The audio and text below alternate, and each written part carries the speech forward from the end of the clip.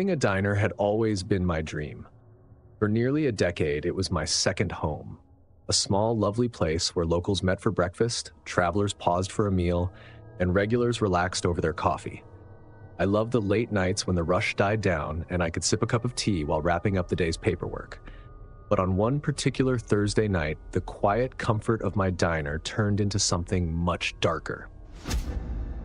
It was a slow evening. By 8:30 p.m., the dinner rush had trickled out, leaving me, Amy, my server, and Joe, the cook, to clean up and prepare for closing. The smell of grilled burgers still hung in the air, and the jukebox played softly in the corner. Amy wiped down the counters while Joe scrubbed the grill. We laughed about Joe's bad luck in poker last week, sharing stories about our regulars and guessing who might come in the next morning. It was just a regular, uneventful night, until the bell above the door jingled. We all turned to see a man walk in.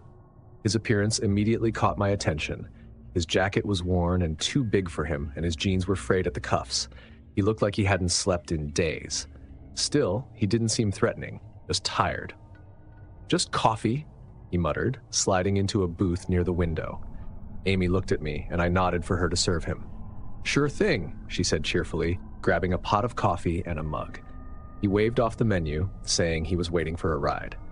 Amy poured the coffee, and he cradled the mug in his hands, staring out the window without drinking a sip. By 10 p.m., he was still there. The coffee remained untouched, and he hadn't moved from his spot. Amy approached him again, her usual friendly demeanor starting to waver. "Sir, do you need anything else? We're getting ready to close." He looked at her briefly, but didn't respond, his gaze returning to the dark parking lot. When 10:30 rolled around, Joe finished up in the kitchen and poked his head out. "You want me to stick around, boss?" he asked, jerking his thumb toward the man. I shook my head. "No, I'll handle it. You and Amy can head out." Amy shot me a concerned look. "Are you sure? He's giving me a weird vibe." I waved her off, trying to stay calm. "It's fine. He's just waiting for someone. He'll leave soon." They both hesitated for a beat before grabbing their things and heading out, leaving me alone with the man. By 11 p.m., my patience was wearing thin. I walked over to his booth, trying to sound firm but not confrontational. "Sir, we're closed now. If your ride isn't here, I can give you directions to a gas station down the road." He didn't look at me. "They'll be here," he said flatly. Something in his tone sent a ripple of unease through me. I flipped the open sign to closed and started locking the doors. That's when his demeanor changed. "You're really gonna shut me out?" he snapped, his voice louder than before.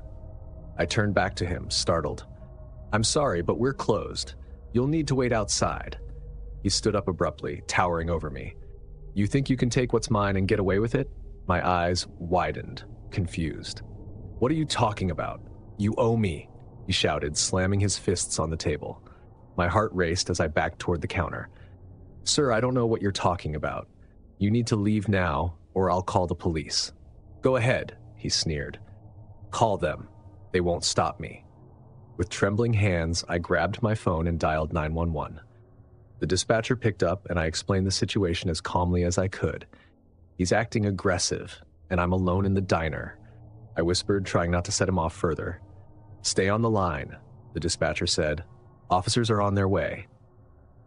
I stayed on the line with the dispatcher, gripping the phone so tightly my hand ached. "He's still here," I whispered. "He's getting more aggressive."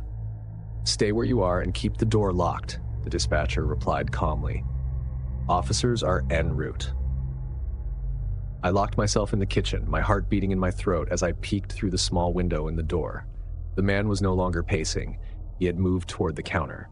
For a moment, I thought he might leave, but then I saw him trying to open the cash register. When it didn't budge, his frustration boiled over. "Come on," he shouted, slamming his fists on the counter. He tried prying it open with his bare hands, but the lock held firm. His anger grew. Grabbing a nearby stool, he hurled it across the room, the loud crash making me flinch. Then his gaze shifted toward the kitchen door. My heart froze cold as he stomped over, pounding on the door with both fists. "You can't hide forever," he bellowed. "I'll catch you, and you won't get away." The door rattled with each hit, and I backed away, keeping my eyes on the window. His face was inches from the glass now, his expression twisted with fury. "You'll regret this," he snarled. The dispatcher's voice broke through my panic. "The officers are almost there. Just hold on." My hands trembled, but I stayed quiet, hoping he wouldn't figure out how thin the door really was. Red and blue lights suddenly flashed outside. The man froze, looking over his shoulder. His demeanor changed instantly. He bolted toward the front door, fumbling with the lock to escape. I held my breath as I heard the screech of tires outside. The police arrived just as he stumbled out into the parking lot, trying to make a run for it. 2 officers shouted at him to stop, but he didn't listen. One officer tackled him while the other pulled out handcuffs, subduing him quickly. I watched from the kitchen window, relief mixed with exhaustion as I unlocked the door and stepped out to meet the officers. "Are you okay?" the officer asked, concerned. I nodded shakily. "Yeah, just shaken up." "Do you know this guy?" he asked, gesturing toward the patrol car where the man sat handcuffed and yelling obscenities.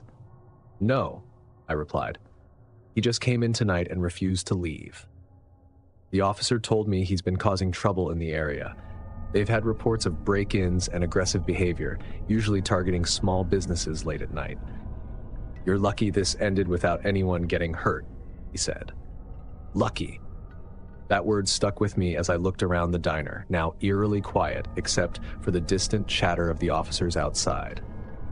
The warm, familiar space I'd poured so much love into felt different now. Darker. Tainted. The next day, I implemented a strict, no lingering policy near closing time. And now the 3 of us always go out together. No one is alone at night anymore. I'm not going to let something like this happen again. I'm grateful I didn't get hurt, but what happened left a scar. I used to think of late-night diners as places of comfort and safety, little bubbles of light in the darkness. Now I know better, and I'll never let my guard down again.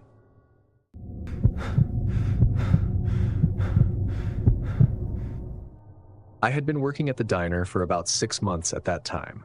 I kind of like it, and it's flexible enough to fit around my college classes and pays well enough to keep my old Honda running. But on this particular night, a shift that started like any other turned into one of the scariest nights of my life. The evening rush had died down, and I was settling into the rhythm of the night shift. I was running between tables, refilling coffee mugs and balancing trays of burgers and fries. That's when I noticed him. He was sitting alone in a corner booth, his hands wrapped around a cup of coffee. At first, he seemed like any other late-night customer. Mid-40s, unremarkable, with a baseball cap.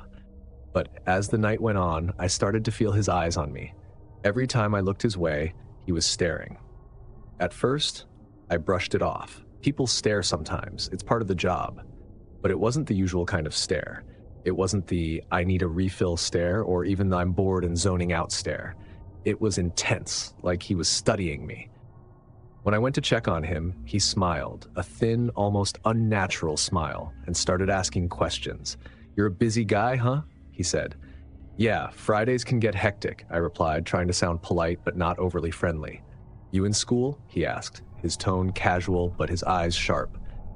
"Yeah, I'm a student at the university," I said, immediately regretting the words. I didn't like how personal the conversation was getting. His gaze never left my face. Must be tough juggling work and school. "Yeah, it keeps me busy," I said, stepping back. "Can I get you anything else?" "No, I'm good," he said, his smile widening, "just enjoying the view." His words and the way he spoke left me feeling off balance, but I pushed it aside. I had other tables to attend to, and lingering too long felt wrong. By midnight, the diner was nearly empty, and my shift was winding down. The man had left about an hour earlier, and I felt a small sense of relief when I saw his booth empty. I wiped down the tables, cashed out my tips, and clocked out. The parking lot was quiet. I climbed into my Honda, started the engine, and headed home, looking forward to crashing on my couch with a bowl of cereal and some late-night TV. About 10 minutes into the drive, I noticed headlights in my rearview mirror. At first, I didn't think much of it. It's a small town, and it's not unusual for someone to take the same route home. But as I turned onto a quieter road, the car stayed behind me. I turned again, this time onto a side street I don't usually take. The headlights followed. A knot of anxiety began to form in my stomach. I told myself I was imagining things. Maybe they were just heading the same way. But when I made another turn, one that looped back toward the main road, the car followed again.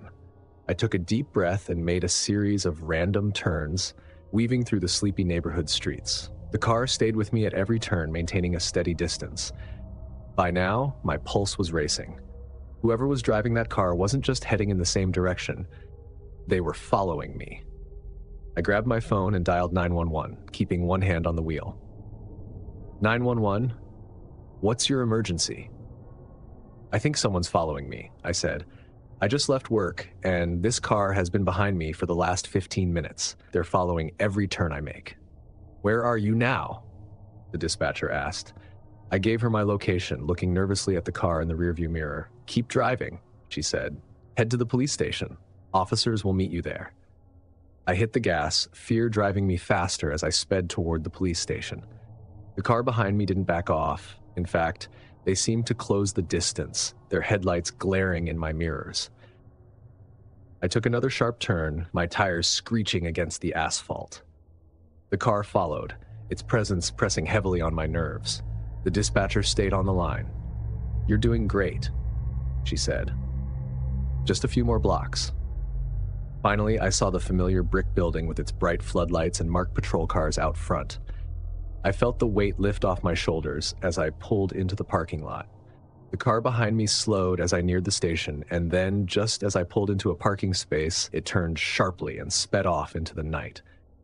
I jumped out of my car, my legs shaking as I walked toward the station's entrance. A pair of officers met me at the door.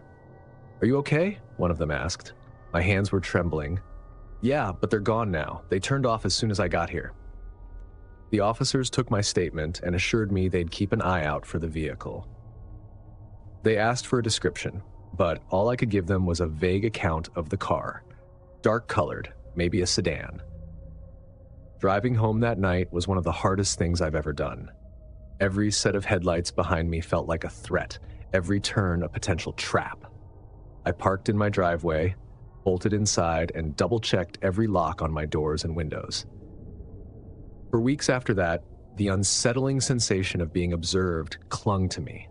I started parking closer to the diner entrance, checking my mirrors obsessively on the drive home, and avoiding late shifts whenever I could. Whoever that man was, whatever his intentions, he hadn't just followed me home, he'd shaken my sense of safety to its core.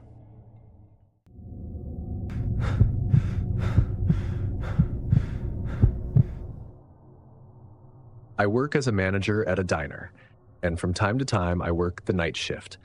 Most nights it was peaceful, a chance for regulars to wind down and night owls to grab a bite. For me, it was also a time to organize stocks while keeping an eye on the floor. I liked the quiet that came with managing the place at night. What I didn't like were the prank calls. They started about 3 months ago. At first, it was nothing unusual, someone breathing heavily, laughing, then hanging up. It happened at least once a week, always late at night, when the diner was nearly empty. I ignored it, figuring it was a bored teenager or someone looking to get a reaction. But then the calls became more specific. Are you alone tonight? The voice asked during one call. It wasn't loud or frantic, just calm and steady. Excuse me? I said. The line went dead. I put the receiver down and shook it off, chalking it up to another random prank. But as the weeks went on, the question became routine. Every few nights, the same voice would call, asking the same thing. Are you alone tonight? I started letting the staff answer the phone, but the caller seemed to know when I picked up. He never said anything when anyone else answered, just me. One Friday night, the diner was quieter than usual. There were only 2 customers, an older couple sharing a milkshake in a booth, and a man sitting alone in the far corner. He'd been there for over an hour, nursing a cup of coffee and barely touching the slice of pie in front of him. Something about him felt off. He wasn't doing anything particularly strange, but his presence made me uncomfortable. Then the phone rang. I hesitated before picking it up. Main Street Diner, how can I help you? Are you alone tonight? The voice said, calm as ever. A shiver ran through me. I scanned the room as I answered, who is this? The caller chuckled softly. "Look to your left," he said. My heart skipped a beat. Slowly, I turned my head toward the corner where the man was sitting. He was staring right at me, a thin smile spreading across his face. I stood still, gripping the phone. "Who are you?" I asked. The line went dead. The man's smile didn't falter. He didn't wave or say anything, just kept smiling. I hung up the phone and tried to compose myself. Maybe it was a coincidence. Maybe he wasn't the caller at all. But the pit in my stomach told me otherwise. I walked over to the counter, pretending to check the coffee pot while looking at him from the corner of my eye. He was still staring. "Jess, you okay?" Brenda, one of my waitresses, asked as she came out of the kitchen. I didn't want to alarm her. "Yeah, just a weird call. Can you keep an eye on table 6 for me?" Brenda looked at the man and raised an eyebrow. "Sure. What's up with him?" "Nothing, just let me know if he leaves." She gave me a suspicious look, but nodded and went back to wiping down the counter. The man eventually got up and walked toward the restroom. I felt a flicker of relief, hoping he was finally leaving. But when he passed by me, he stopped for a moment. "You should answer your phone," he said, his voice low. I didn't respond. I watched as he disappeared into the bathroom. Minutes later, the phone rang again. "Main Street Diner," I said, my voice trembling slightly. "You didn't ask if I'm still here," the voice said. I slammed the receiver down. "Brenda," I said, my voice firmer now. "Call the police. Tell them we have a suspicious person here." "What's going on?" she asked, her eyes wide. "Just do it," I said, my tone leaving no room for argument. While Brenda called the police, I stayed by the counter, my eyes fixed on the bathroom door. Tense, expecting the man to burst out at any moment, but the door remained eerily still. About 5 minutes later, 2 officers walked in. Their presence was hard to explain, both reassuring and nerve-wracking. Brenda hung up the phone and quickly explained the situation, gesturing toward the bathroom. One of the officers positioned himself near the door while the other called out, "Sir, we need you to come out." There was a pause, followed by the sound of shuffling inside. Slowly, the door creaked open and the man stepped out. His demeanor was unsettlingly calm. Without a word, he allowed the officers to escort him to the sidewalk. I stood frozen behind the counter as they asked him a series of questions. "Do you have any ID?" one officer asked. The man shook his head. "Do you have a phone on you?" He patted his pockets theatrically before spreading his hands. "Nope." The officers searched him but found nothing. No phone, no wallet, nothing that might explain who he was or why he was there. After a few minutes, they let him go with a warning to stay away from the diner. As he walked off into the night, he looked back, his expression unreadable. A shiver ran through me, but I forced myself to focus on the officers as they approached to take my statement. "Without any identification or evidence of a crime, there's not much we can do," one of them said apologetically. "If he comes back, give us a call right away."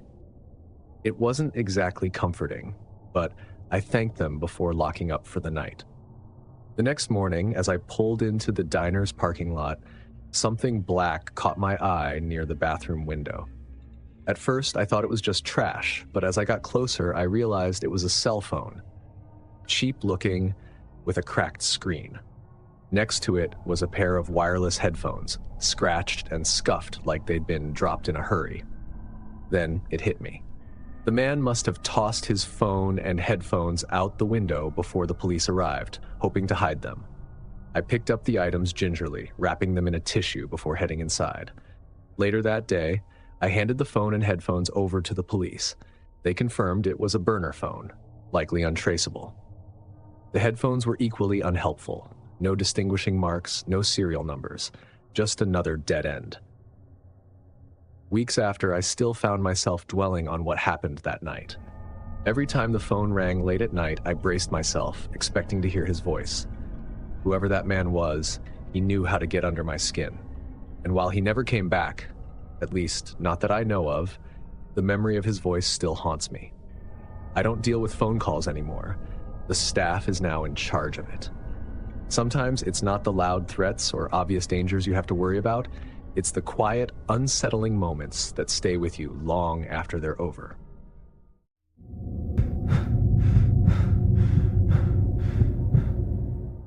It was just another late-night shift at Lou's Diner, the kind I'd worked countless times before. Our place wasn't flashy, a slightly worn-down spot on the edge of town where regulars nursed coffee and pie and truckers pulled in for midnight burgers. By the time the clock hit midnight, the last customer had wandered out, and my closing routine was underway. I liked the quiet of closing up. The sounds of the night, refrigerators droning, fluorescent lights snapping, the rare car passing outside, had a way of grounding me after a long shift. That night, everything seemed normal. I wiped down the counter and the tables, swept the room, locked the cash register, and flipped through the end-of-day checklist on my clipboard. Locking up was second nature by now. So I headed toward the bathrooms to wrap up for the night. As I approached the back hallway, the faintest rustling sound caught my attention. It was soft, like fabric brushing against tile. The men's room door was slightly ajar. That was strange. I clearly remembered closing it earlier when I was sweeping the hallway. "Hello?" I called out, stepping closer. My voice echoed down the tiled hallway, but there was no response. The sound came again, but now it wasn't just rustling, it was muttering. Low, garbled words I couldn't quite make out. I hesitated. Maybe someone had sneaked in before I locked the front doors. That wasn't uncommon. People sometimes wandered in off the street, looking for a warm place to sleep. Still, something about this felt different. With a deep breath for courage, I pushed the door open. The restroom was empty, except for one closed stall at the far end. "Hey, the diner's closed. You can't be in here."